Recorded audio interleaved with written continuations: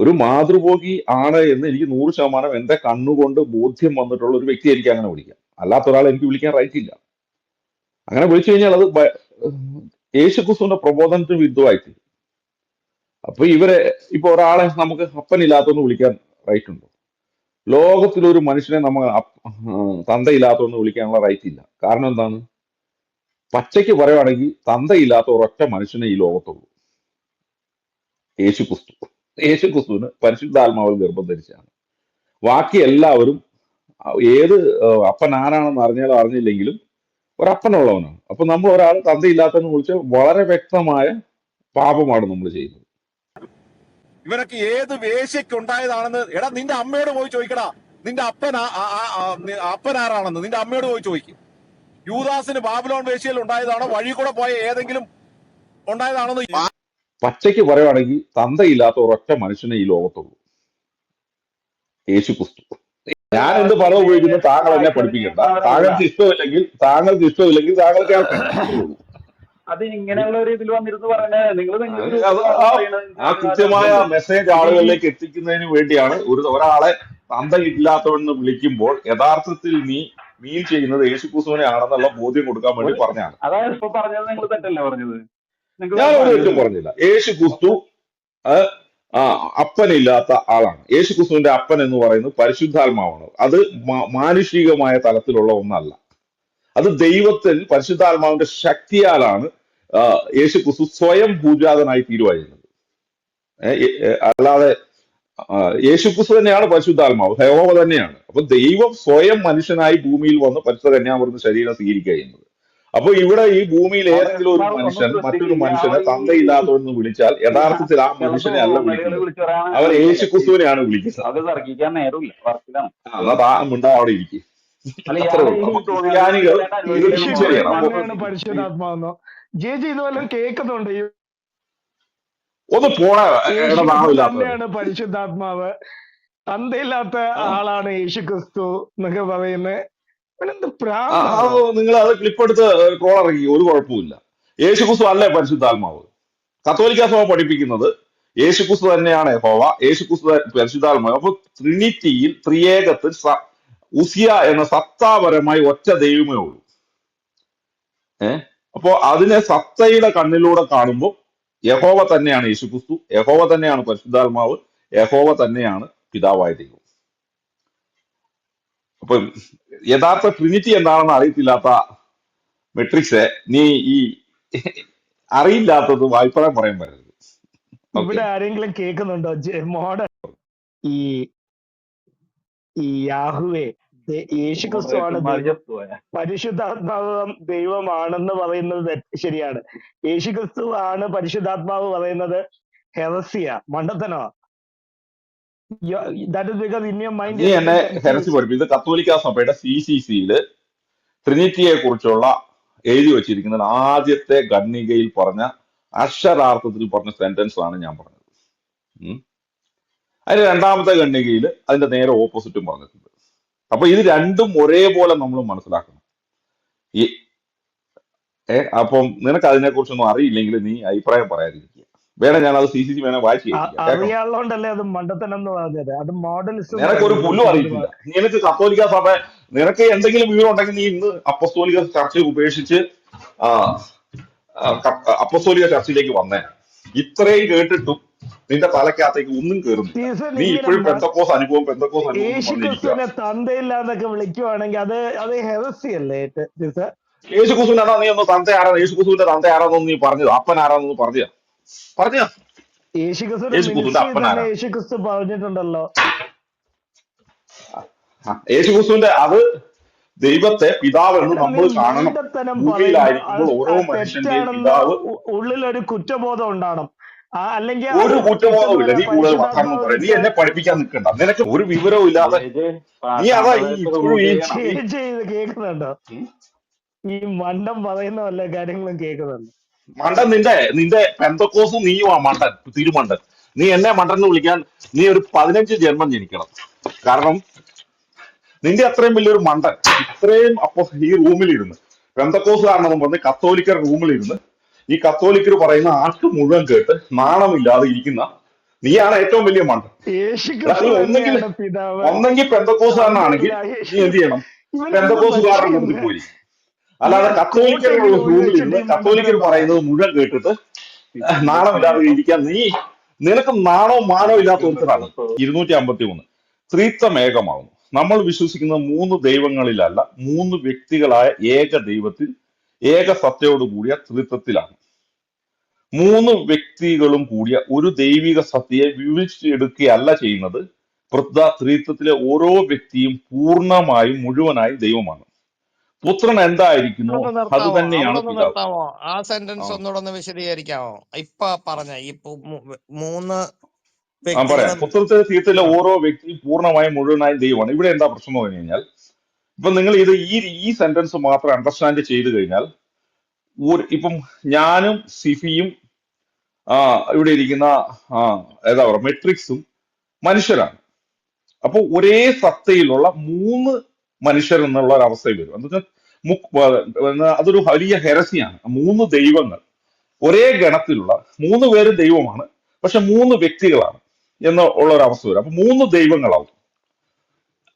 നമ്മൾ ആ സെന്റൻസ് മാത്രം എടുത്തു കഴിഞ്ഞാൽ, അതുകൊണ്ടാണ് അങ്ങനെ എടുക്കാൻ പറ്റില്ല എന്ന് പറഞ്ഞുകൊണ്ടാണ് അതിന് അടുത്ത സ്റ്റേജിൽ പറഞ്ഞിരിക്കുന്നത്.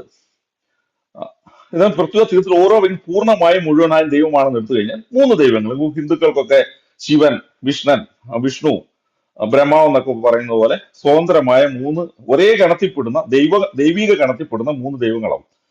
അങ്ങനെയല്ല സഭ പഠിപ്പിക്കുന്നത്. എന്നിട്ട് പറയുകയാണ് അടുത്ത സെന്റൻസ്, പുത്രൻ എന്തായാലും അതു തന്നെയാണ് പിതാവ്. എന്നാൽ പുത്രൻ തന്നെയാണ് പിതാവ് എന്നാണ് പറയുന്നതിന്റെ അർത്ഥം. പിതാവ് എന്തായിരിക്കും അത് തന്നെയാണ് പുത്രൻ. പരിശുദ്ധാത്മാവ് എന്തായിരിക്കും അത് തന്നെയാണ് പിതാവും പുത്രനും പരിശുദ്ധാത്മാവും. ഈ രണ്ടും കൂടെ കൂട്ടിച്ചേർത്ത് ധ്യാനിച്ചെങ്കിൽ മാത്രമേ ട്രിനിറ്റി എന്താണെന്ന് മനസ്സിലാവുള്ളൂ. അപ്പൊ ഇതിന്റെ താഴെ 254 നേരെ തിരിച്ചു പറയുന്നു. ധ്യാനിച്ചപ്പോഴാണോ യേശുവാണ് പിതാവെന്ന് കിട്ടിയത്? നീ ഒന്ന് പോടോ. നീ നീ നീ ആരാ? നീ കത്തോലിക്ക സഭയെ പഠിപ്പിക്കാൻ നീ വളർന്നിട്ടില്ല.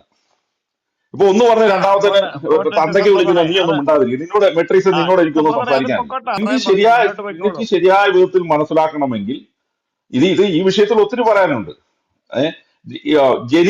പിതാവെന്ന് ജനിച്ചോളും നമ്മൾ വിശ്വാസം ഒത്തിരി പറയുമ്പോൾ പറയാതെ നീ ഒന്ന് മിണ്ടായിരിക്കണം ജോണെ.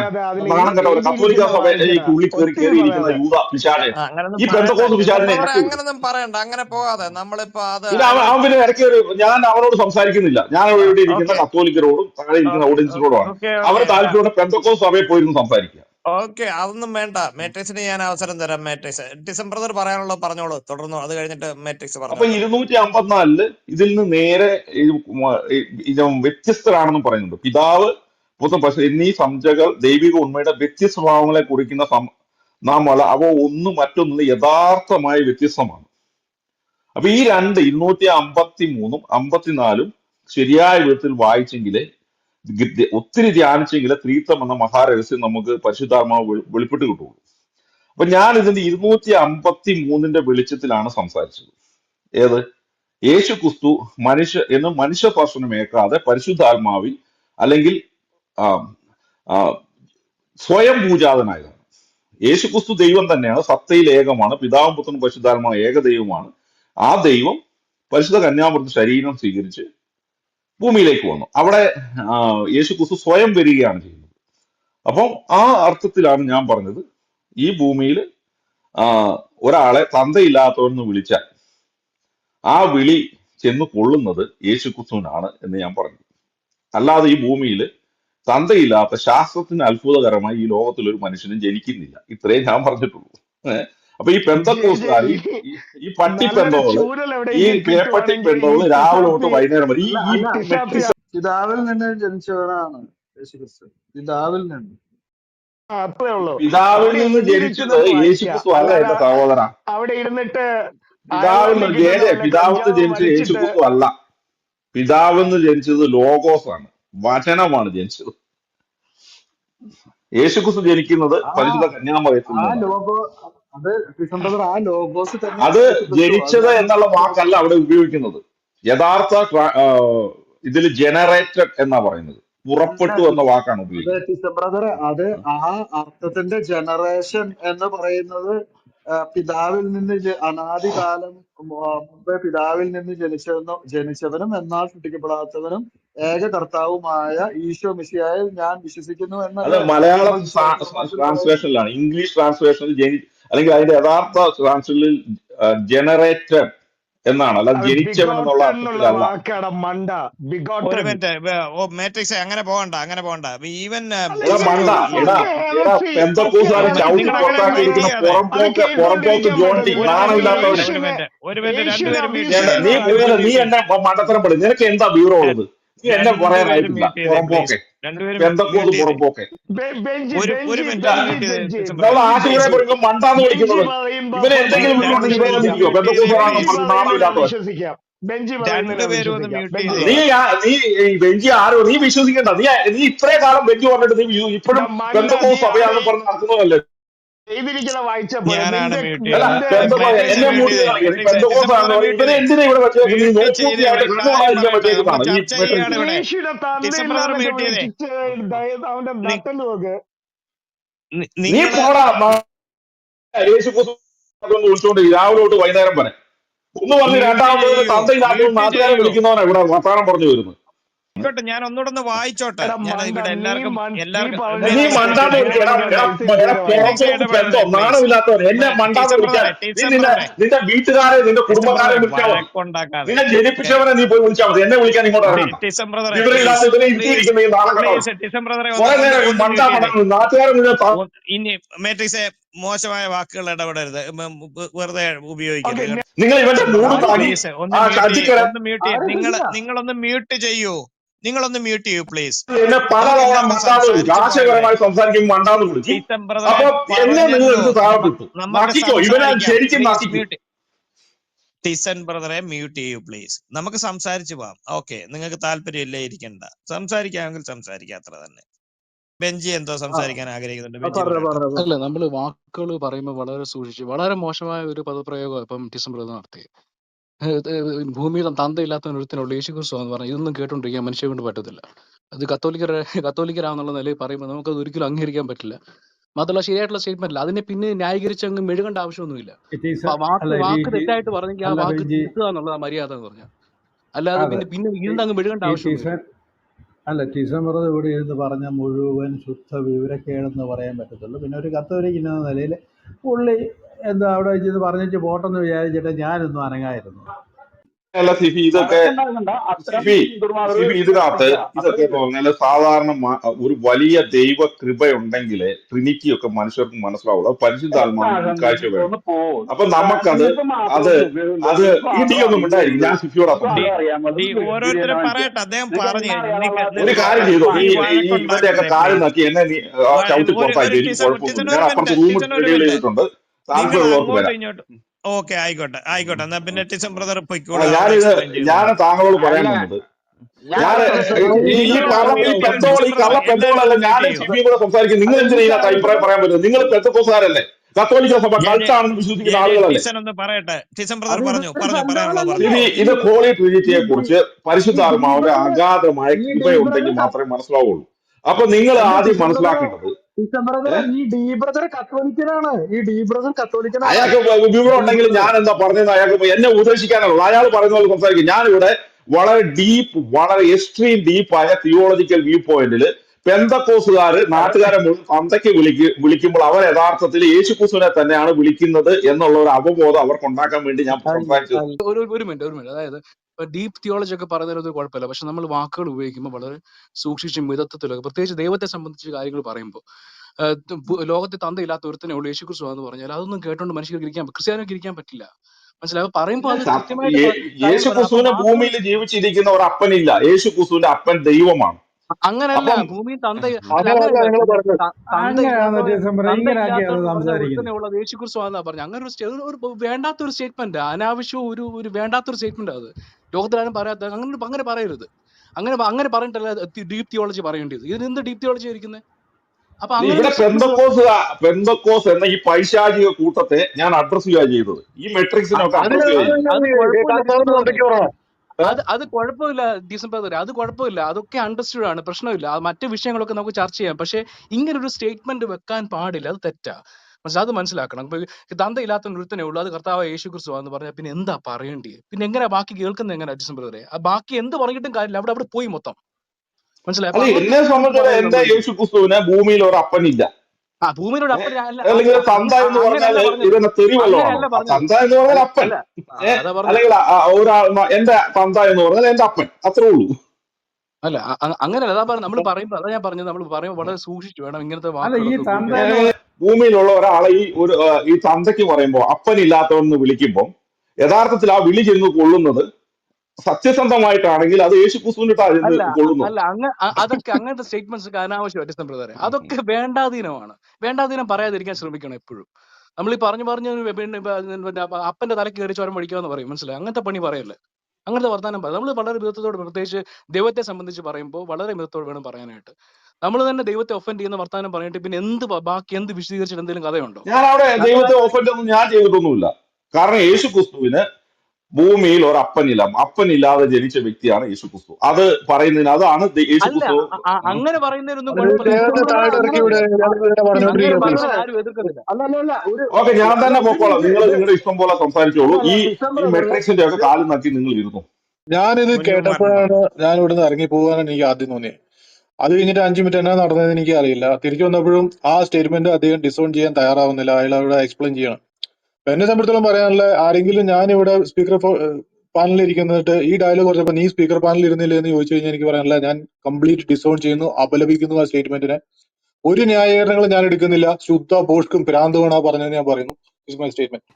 അതായത് ഈ ഭൂമിയിൽ ഒരു തന്തയില്ലാത്ത ജനിച്ച ഏക ഒരു വ്യക്തി യേശുക്രിസ്തു മാത്രമേ ഉള്ളൂ. ഇതേ ഫസ്റ്റ് സ്റ്റേറ്റ്മെന്റ് കേട്ടോ. രണ്ടാമത്തെ സ്റ്റേറ്റ്മെന്റ് ആൾ പറയുന്നത് വെച്ചാല് യേശുക്രിസ്തു തന്നെയാണ്, ഈ യേശുക്രിസ്തു അല്ല, അത് തന്നെയാണ്. പച്ചയ്ക്കാ പറഞ്ഞ അല്ല തന്തയില്ലാന്ന് എന്ന് വിളിച്ചു കഴിഞ്ഞാൽ അത് ഈശോ മാത്രമാണെന്നാണ് വിളിക്കുക. ഞാനേ അത് രണ്ടാമത്തെ ഇത് ആള് പറഞ്ഞ ഇതിപ്പോ സ്റ്റേറ്റ്മെന്റ് ഇവിടെ ഇതാണ്, കേൾക്കണ്ട. യേശുക്രിസ്തു തന്നെയാണ്. കേൾക്കണ്ട? കേക്കുന്നുണ്ട്. രണ്ടാമത്തെ എന്താ പറഞ്ഞേ? രണ്ടാമത്തെ സ്റ്റേറ്റ്മെന്റ് പറയാം. രണ്ടാമത്തെ സ്റ്റേറ്റ്മെന്റ് യേശുക്രിസ്തു തന്നെയാണ് പരിശുദ്ധാത്മാവ്, യേശുക്രിസ്തു തന്നെയാണ് പിതാവ്. ഈ രണ്ട് സ്റ്റേറ്റ്മെന്റ് തെറ്റാണ്. ഞാൻ കേട്ടിട്ടില്ല ഇത് രണ്ട് ഞങ്ങളിപ്പോ കേട്ടു. അപ്പൊ അത് ഈ സാധനം നിരാകരിക്കുന്നു, അപലപിക്കുന്നു. ഈ സ്റ്റേറ്റ്മെന്റ് കത്തോലിക്കരുടെ ഒരു വിശ്വാസമായിട്ട് ഒരു ബന്ധവുമില്ല. ഇതേ ഇതിപ്പോ ഇന്ന് ഇവിടെ പറഞ്ഞതല്ല, ഈ ഇറങ്ങിയ യൂട്യൂബിന്റെ അകത്ത് ഇദ്ദേഹം ഇത് പറഞ്ഞപ്പോ എന്റെ മനസ്സിനെ സ്ട്രൈക്ക് ചെയ്തു.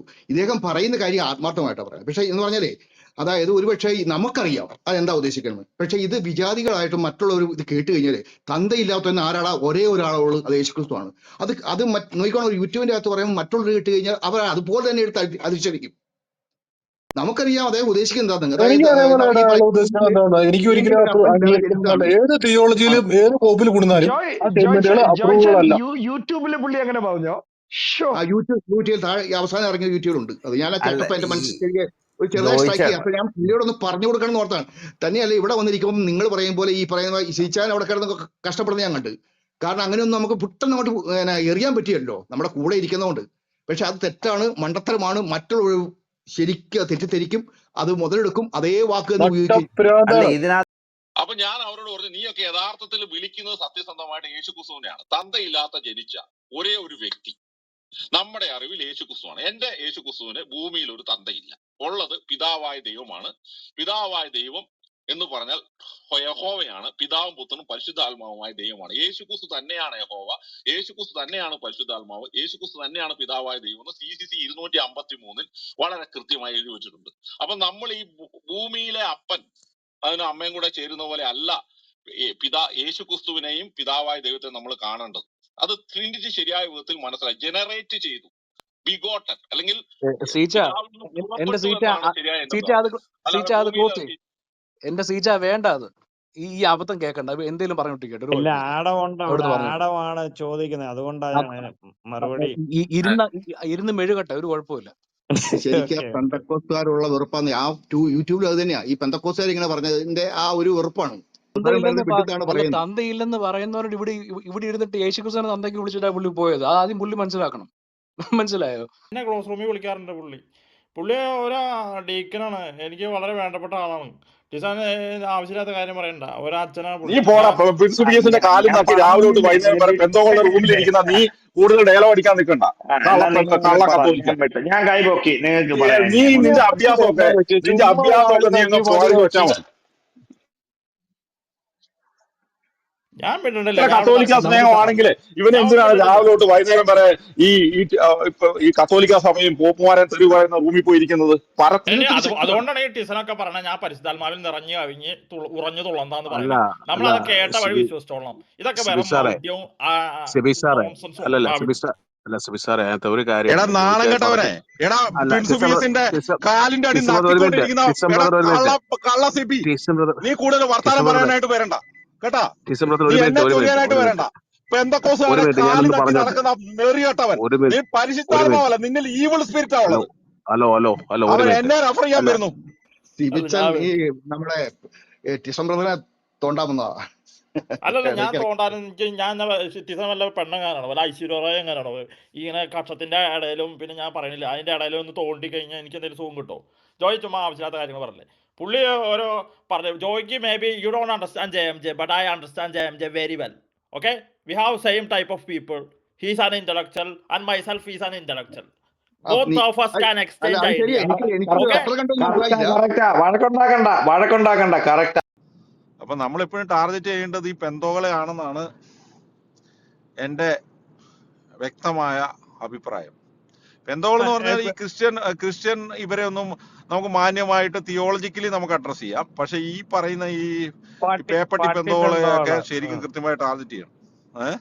പട്ടിപ്പെന്തോള് അതിന് മടിക്കണ്ട, അത് അങ്ങനെ തന്നെയാണ് അവന്മാരുടെ പേര്. പട്ടിപ്പെന്തോളെന്ന് പറഞ്ഞാൽ മതി. അതിനെന്തിനാ ഞാൻ മടിക്കുന്നത്? വിളിക്കുന്ന പേപ്പട്ടി പെന്തോൾ എന്നാണ്. പേപ്പട്ടി പെന്തോൾ.